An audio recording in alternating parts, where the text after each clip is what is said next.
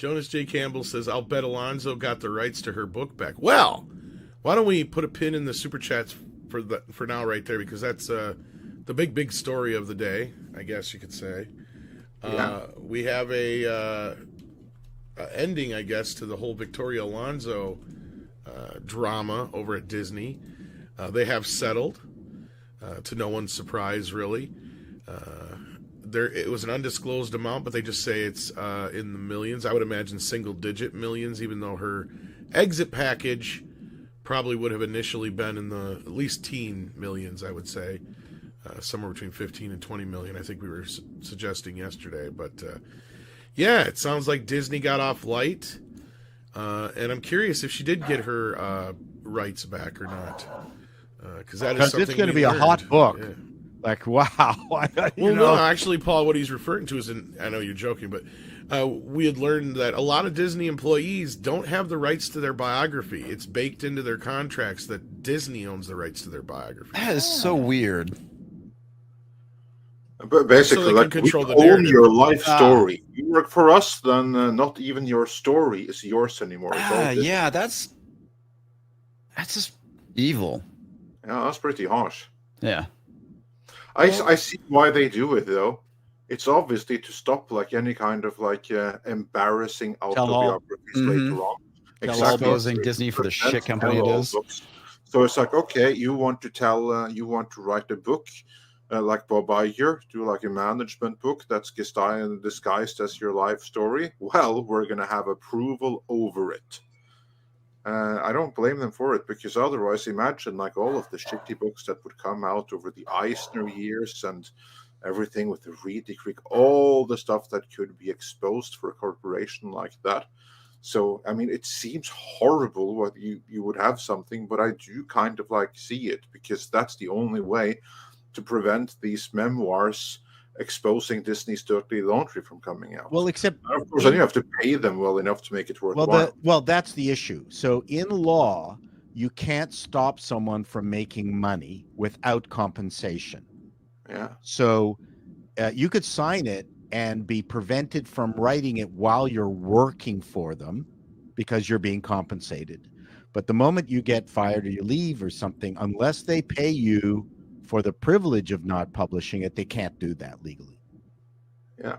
Well, like I said, it seems to be baked into most of their contracts. And Andre's right. I'm sure, first of all, it's to control the narrative, not just on how certain movies are made and things that go on behind the scenes, but, of course, all the other dirty laundry that goes on. There's some company, I can't remember what it was, some appliance company that said if you're buying something from us, the contract where you're signing a contract that stipulates you can't say anything bad about our service. Really? I wouldn't be surprised if some of them have that in their contracts. Yeah. So if you go to Disney World or Land, you can't complain about it. That's in the ticket buying purchase process. Well, and that's how they've been. Well, that was where the Reedy Creek situation comes in too. Is they've been able to. It's like, why don't you ever hear about any accidents or anything else going on at Disney's? Because they control all that going in and out. So that's why. Well, if you lose a child, they replace it. I mean, yeah, that's standard procedure. We're gonna need another Timmy. Yep, here we go. Yeah, but yeah, I don't think anybody's surprised by this at all. No. Script Doctor, are you surprised at all that Victoria got this payout? No. I mean, Disney was looking at what's the two worst situations that could happen out of this one, and went with the one with the least blowback. Not just that, obviously, if Victoria's lawyers thought they had any kind of case, they would have just fought it. They wouldn't have settled. There's also that, yeah. Yeah. I'm curious, because basically the background here, for those that came in late, is that, as you may recall, Victoria Alonso, and this is the person who, more than anything else, made Marvel gay. She's the one who really pushed the LGBTQIA+, everything like that in there. She was all about representation. She was all about diversity. She was the one that gave Bob Chapek a 40-minute rundown after he wanted to stay out of Florida politics. And after that is when he succumbed and did enter Florida politics, and Ron DeSantis started the whole Reedy Creek district thing. So yeah, that's all her. Thank you, Victoria Alonso. Really did both Marvel and Disney some huge favors there. Oh, they did themselves some favors getting rid of her. That's for sure. Yeah, and she sued because she wanted more money, and she settled, meaning that now she got her millions. But I'm curious, what would have been the alternative to settling this? Because Culture, you just mentioned that, yeah, they have basically had two options, Comics, and this was the least painful one. I want to hear from all of you, but Culture, let's begin with you. There's no culture here, man. Oh, yeah. Culture's not here, dude. He's doing 420 a day late. Yeah. Comics. That's I meant fine. comics. You both begin with C. Sorry about that. We look a lot alike. Let's begin with you. Um, What do you think would have happened if Disney hadn't settled? Oh man, I think she could have played the victim card to make them look really bad, and it was probably a lot easier for them to just pay her off and have her go away quietly. I mean, typically when people get fired, they have besmirchment clauses in their contracts. I should know that was in mine when I was let go for my job. But yeah, I would imagine that same thing would apply to her when she was let go, saying you can't talk shit about the company or we'll sue you. So I don't know. I mean, I'm not really sure what's going on in the background with all this. I'm pretty sure they paid her to shut her up, though, because she probably could have made their life a living hell. Coming out basically saying they fired a lesbian of color with all this stuff. They could have made. She did already, yeah. Well, yeah, but it could have been done a lot worse. I mean, she probably could have drummed up a good Twitter mob to go after Disney. So, I mean, there's a lot of things that are kind of biting them in the ass right now. You have this, and then you have the controversy over what's with the casting of Lilo and Stitch going on. But this is what happens when you core SJWs as your core audience. Mm-hmm. You get it in the end. Mm-hmm. There's no win. No, not in the least. Yeah, that's a very good point. Mr. Chato, if the Disney had chosen to stand up to her and gone to trial and tried to fight her as someone from the corporate world yourself, what would have been the consequences? Why would Disney send a message that, yeah, come and sue us and you'll get a few extra million? I think the irony is that she's as well as she's known really only in the industry. If she was famous, then it would be like really well known. Then it would make sense for Disney to make it a more public trial, because then both people lose. In this particular case, she's not going to lose. She's got her coterie of sycophants, and she's very well embedded in the gay community, which is very much part of Disney. Disney culture. So there's both an external problem and an internal problem. There's going to be an awful lot of people internally who are mad about this firing. So they need to put out fires on two sides: one, a reputational fire on the outside, and an internal fire on the inside. They can't have this fester internally. Disney's a very gay company internally. How long has it been like that? More than 10. I've been there. They 20 started years? a lot of the gay stuff back in the 80s. 20 years. Actually, surprisingly, Disney was one of the first companies to allow like benefits for partners. Way before. But that's just a good thing. Yeah, to do. that's no, not a they bad were thing. one of the first companies to do that, though. Like they were on the cusp of that kind of shit. Right. But yeah, I'm just saying, like it's been a part of the company.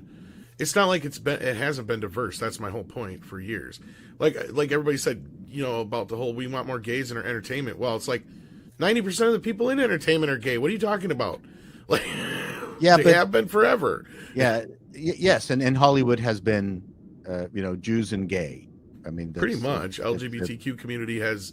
I mean, they do And- all and a Jewish lot of gays. that stuff: costuming, dancing, music, you name it. It's all there. Acting. Yeah, all of it. I'm Jewish, and I got my Judar. I know who.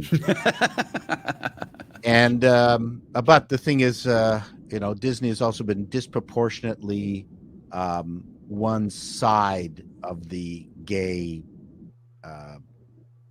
waiting, and I'm not going to get into that. I think the problem goes when they've stepped over the line of just being friendly to their gay employees and gay customers to actually toting this gay agenda. Right. That's the big difference. Or the LGBTQ agenda, we should say, is more Well, so. that has risen everywhere and has affected Disney disproportionately because of that. So, I mean, Well, and a lot of that has come from the employee resource groups too, that pushed a lot of this stuff.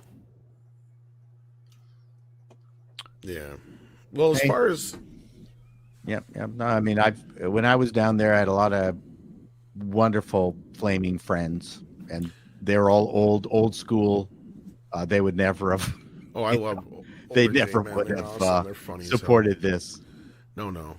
But no, like to answer Andre's question, I don't think a whole lot would have happened to Disney because she already did whatever damage I think she could have really done on the surface anyway with trying to come out and say they fired, you know, a Latinx LGBTQ woman.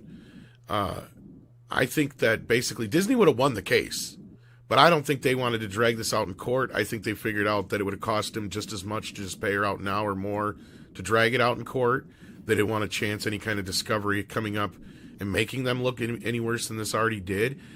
I don't think they would have really lost at the end of the day, though, because most states are no-fault states or whatever you call it anyway, to where Yeah, they can fire you for anything. they can fire at any time for any reason. Yeah. So, like, unless you got to come I up with think- something really good to sue them. I think the most damage she's done to the company has been with her visual effects with the, Well, I the was movies just and gonna say TV that. shows. Yeah. Right. And not just is she visual effects. capable of getting work someplace else? Is she a pro? Well, the script was about to say something, but that was going to be my question after this is, do we think she's employable? Because that's Yeah, she that's doesn't my clearly have anybody knocking on her door, ringing her bell, because, or we'd be hearing that she has this new overall deal at wherever, right? She hasn't clearly picked up any new work since then. So she's probably persona non grata blacklisted in Hollywood at this point. Probably. You don't want to know why she's blacklisted? Let's hear from script. Because she abused her power. She was in charge of production and post-production visual effects, which means that anyone that was in the pre-production or development stage had all of their ideas tossed out because she was ahead of what's being shot, and she could order rewrites and changes of the project, which is not really what she's supposed to do unless there is an actual problem. And what you can probably point to, a lot of the rewrites, reshoots, and additions to production might end up being sourced from her, which would be a negligent which would be a misuse of power and or her responsibilities, which means that if you were to hire her for the same position that she was qualified for at Disney and Marvel, the movie that you are putting into production will most likely not be the movie that gets completed, because she will probably order changes and have the power to do so as a production and post-production executive. That is, and the other part too is that other people might take a cue from this, because they kind of realize, oh yeah, I'm just because I'm the producer and post-production effects, I can change the story to however I need it to be. And many know that, but they usually do that with the benefit of making the story better so that it can be better sold. Now someone with an agenda can get in there and do the same thing that Victoria Alonso did, and there's almost nothing that a studio could do to stop that. She's opened opened the floodgates, as it were. The issue is, in many ways, we've never really discussed this, is that as powerful as executives are and producers and the creative team in the Hollywood scheme of things, you can't abuse the help, or at least you can't abuse them forever. Mm-hmm. And I got the feeling that she was, all these 3D shops that busted their asses, and you have to understand their contracts. Some of these are weird contracts in that they don't have what is called time and materials or make goods. If you've done something that the creative team doesn't like and wants you to change it, you don't get more money for it, even if it's not your fault. This is one of the reasons why the company that fixed Sonic went out of business, because they didn't come up with the design. They were told what to do, and then they had to, this is my understanding, and they were forced to update it based on the reaction of social media, and then that was it. They ran out of They ran out of money. They got out of business. And so this is the situation here, is that I think she's been just so abusive to the help as that the rest of Hollywood is going to turn their back on you. And that's a good point too, Paul. But at the same time, part of that falls to these companies for them, the contracts and the deals they make, right? But you're right. Victoria clearly abused that. But you go in and say, I'm Disney Marvel. Exactly. I'm going to give you, a shit ton of work, and it's going to make your reputation. It's going to set you on the path to whatever. There's not a lot of companies that are going to turn you down. And that's where a lot of times these guys were coming out and saying it's not worth having Marvel on my resume anymore. It's not bullshit. Bad. And all the problems that we did have prior to the true falling of the MCU, the minor issues they were having, I feel like Victoria came in, because even though she's been there the whole time, as Script will point out, when she got her new quote-unquote role, I think she magnified those problems, right, instead of actually helping them.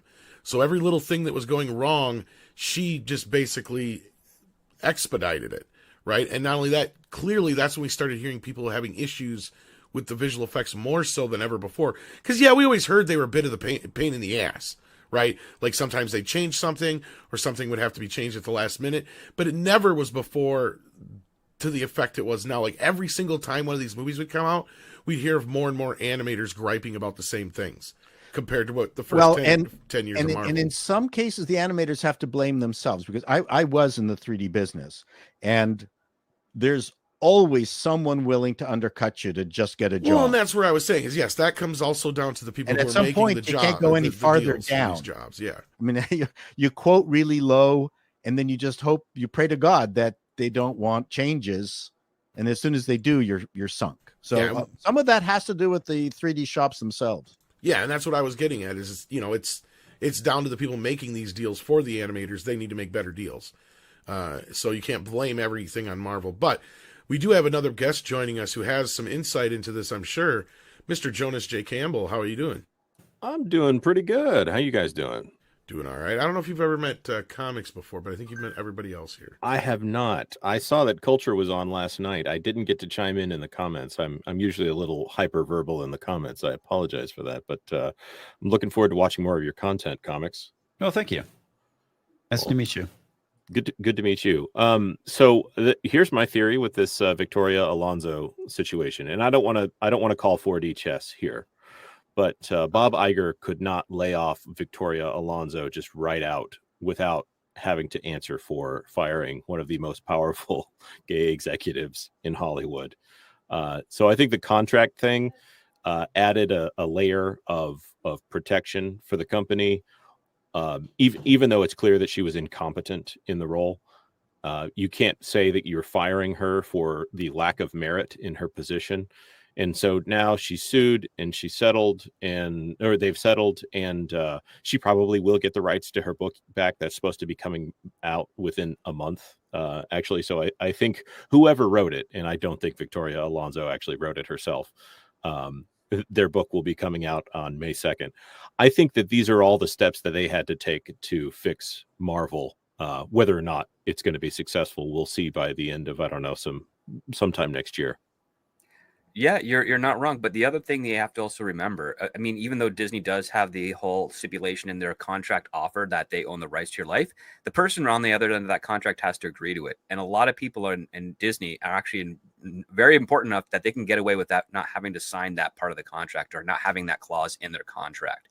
And one thing you have to remember is that Marvel already signed Victoria and all of the other producers to a very long deal before their acquisition to Disney. And so that's where you have a conflict of interest with regards to what Disney wants with their contracted employees and what Marvel already had stipulated. And one can sometimes overpower another, especially if the team at Marvel has not signed anything with Disney because their parent, their employer has signed with Disney.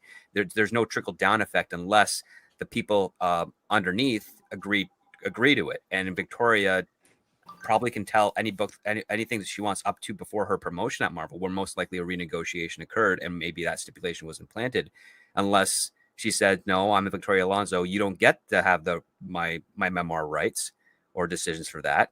And if you don't want to promote me for this, you know, I can leave, and then you'll have the reputation of getting rid of a prominent LGBTQ representative and player within the industry. So she had a lot of cards in her hand to play against Disney to get her own way for quite a while prior to her termination. Yeah. Do you think that when they promoted her to that useless position as president of Marvel, the made-up position that's still not been filled, right? Do you think that they would have added some stipulations to the contract at that point? They probably would have presented some, but the thing is, she still had to agree, right? I mean, as under the conditions of her promotion, it's like, oh, well, no, I don't have to agree to this contract, and I can stay exactly where I am and still make my money and what have you, and still have my dirty secrets ready to release in print, if so be it. And there's nothing Disney can do other than say, okay, you don't get promoted, or we fire you. But clearly they didn't do either. So we have no idea what her contract was when the fictional position she was given was created. So we just have to. So hopefully we'll find out soon next month, I guess, with how detailed that book's going to be. It'll be in English and Spanish as well. So double release there. Jonas, one thing I think she should be more worried about than anything is other people speaking out about her abusive nature, because that's something we've heard about more than anything. Because the term bully has been used often when it comes to her, and when she got this role, like, it seemingly went to her head. So I'm curious if those kind of stories are going to start coming out eventually. That's a good question. There's some interesting aspects of her past that I don't want to go too far into on somebody else's stream here, but her mother had ties to the Argentine government back in the day. I'm very curious to see if any of that ends up making her book. And I don't want to say that because you come from a certain place, that'll have some through line in your behavior as an executive, but I will stop there just to say it would be an interesting through line to see if some of those strong dictatorial tendencies come through in the story of her life. That would make sense. Cultural. Yeah. Interesting. Cultural influences. Speaking of culture, we have Culture Casino joining us because he has FOMO. Yeah, I did. And he's coming in trying to dress like Script Doctor with a hat. I just have a hat. So. Sure. Good morning. I'm setting a fashion trend among YouTube content creators. Now you need to grow your hair out and get a shark hat. But Culture, you're just joining us as we're discussing the Disney settling its affairs with Alonso.